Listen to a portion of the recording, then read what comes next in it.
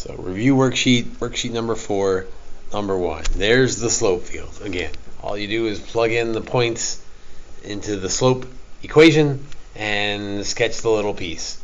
If you saw me doing this, I sketched the zeros first because I saw that if x was 0, then my slope was 0, so that was an easy one. I knocked all those out, and then I had to kind of go back and go one by one and think 1 times 1 over 2 is a half, 1 times 2 over 2 is 1, 3 times 1 over 2 is 1.5, so that's a little steeper, and then kind of the same thing over here, but negative. Almost always your slope field picture has a bit of a pattern to it, and so you can recognize right away if you did something wrong, because if you've got one that's like out of whack, then you probably did something wrong, so you go back and check that one. Part B.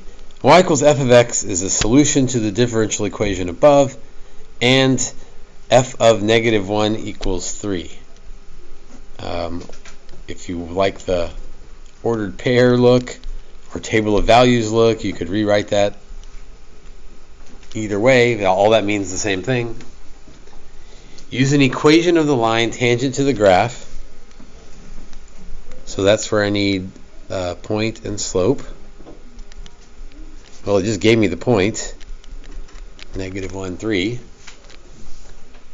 And it didn't give me the slope like directly, but it told me what dy dx is, so that is the slope. So dy dx is xy over 2. So that's negative 3/2. So I've got a point and a slope. So my tangent line then is y minus 3 equals negative 3/2 times x plus 1.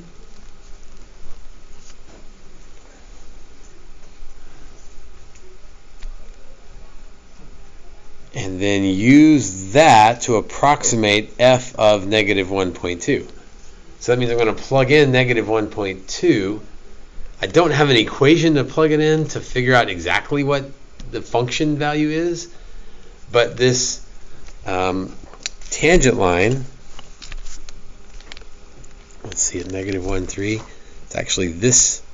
If we sketch that tangent line further out, that's this line, and so I'm going to approximate f of negative 1.2 based on that line. So it should be a little more than 3. Let's see what happens here. So y minus 3 is negative 3/2, negative 1.2 plus 1, and I could almost save stop that as soon as I move the 3 over. Negative 3/2. Although I'm going to go ahead and finish this because I think that'll help me see if my answer makes sense or not. So negative 0.2 plus 3. So let's see, half of 0.2 is 0.1, times 3 is 0.3. So my answer is 3.3, or approximately 3.3. So f of negative 1.2 is approximately 3.3. And that fits with my picture because f of negative 1 is 3. I know that. And based on the slope, f of something to the left of it should be a little more than 3. So I'm okay with that answer. I like that answer. Part C. Find the second derivative in terms of x and y. Alright, I think I'm just going to have to do a... Well, you tell me, what rule is it going to take here? I need to do the product rule. I'm going to leave the 1/2 out front rather than attach it to one of those, or rather try to do some quotient rule with it.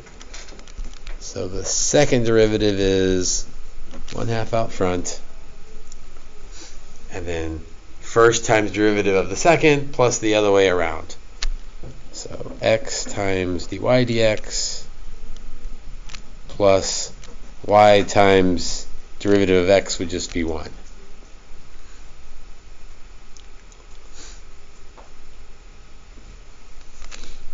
Alright, I'm going to say that answer is not wrong, but is it what the question asked for? Find the second derivative in terms of x and y. Or what do I need to do to clean up that answer?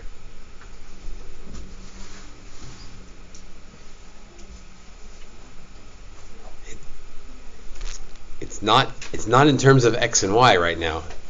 It's got an x and a y and a dy dx. So in terms of x and y means I need to replace dy dx with, well, I know what dy dx is, so 1/2 x times xy over 2 plus y.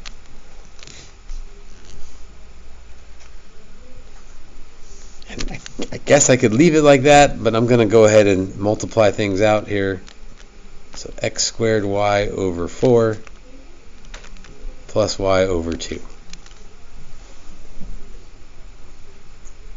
And I guess I could factor out a y or a y over 4, but I think I'll just leave it alone before I risk messing something up here.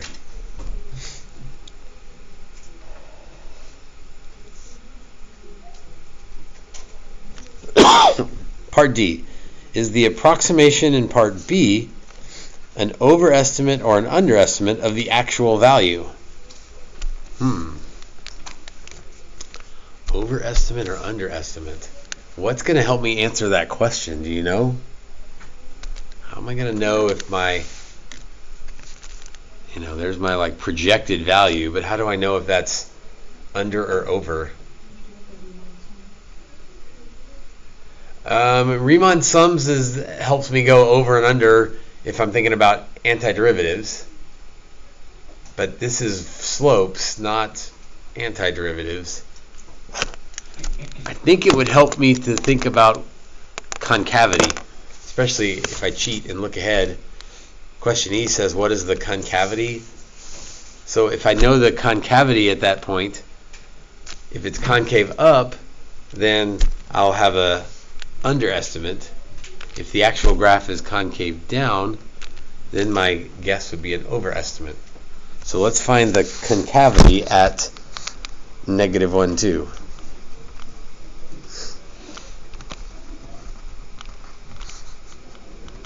Concavity at, -1, 3. So that's what we just found. So that's that. So that's 1 times 3 over 4 plus 3 over 2. And I don't really want to do the math on that, but all I really care about is if it's positive or negative. So it's definitely positive. So that means F is concave up at -1, 3. So f of -1, or f of -1.2 is I gotta look at my picture to think about this. So I know it's concave up there. So my guess is going to be below the curve, because the curve is concave up. I'm below the curve. So my estimate, oops, I shouldn't say f of -1.2, that's the actual value. Let's just say 3.3 is an underestimate.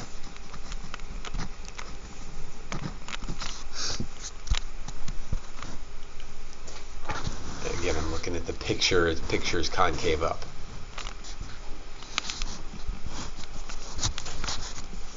What is the concavity of all the curves in quadrant 3? Well, they intentionally ask a question that I can't tell by looking. Right? Quadrant 1 and 2, I'm pretty sure I can just kind of tell by looking that it's concave up. Quadrant 3, I don't have a picture. What do I know about x and y in quadrant 3?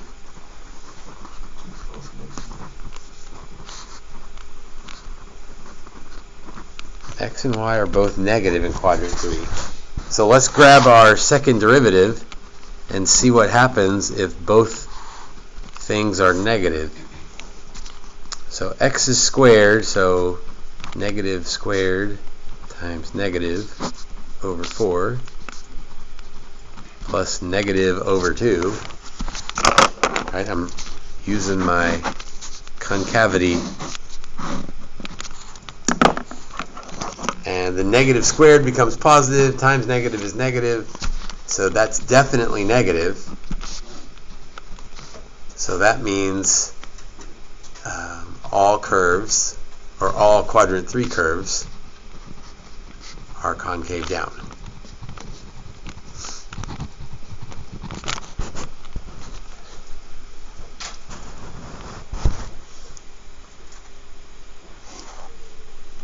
Alright, lastly, find the particular solution. That means, like actually solve the thing, given that g of 0 equals 3. So way back to the top, if I separate, move the y over, move the dx over, integrate, I guess if you really like the table of values, you could write that as a table, or as a table, or as just an ordered pair, or you could just leave it as g of 0 equals 3. That all means the same thing. Oh, here we go, one last time for today. What is this on the left? Power rule or natural log? What about on the right? Power rule or natural log? Power rule. So on the left, yes, natural log of y equals up the power by 1 divided by the new power, so that would be x squared over 4 plus c.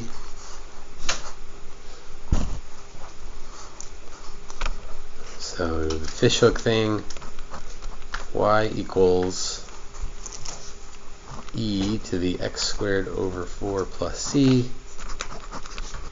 which means c e to the x squared over 4. Right, that's that little c trick we can pull. And then when I use 0, 3, you may have done this enough already. If I plug in 0, 3, what am I going to learn? Do you know?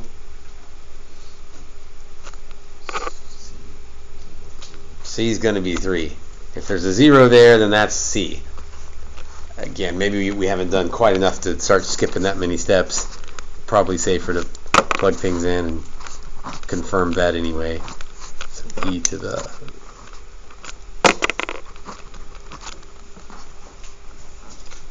e to the 0 is 1. So yeah, c equals 3. So y equals 3 e to the x squared over 4.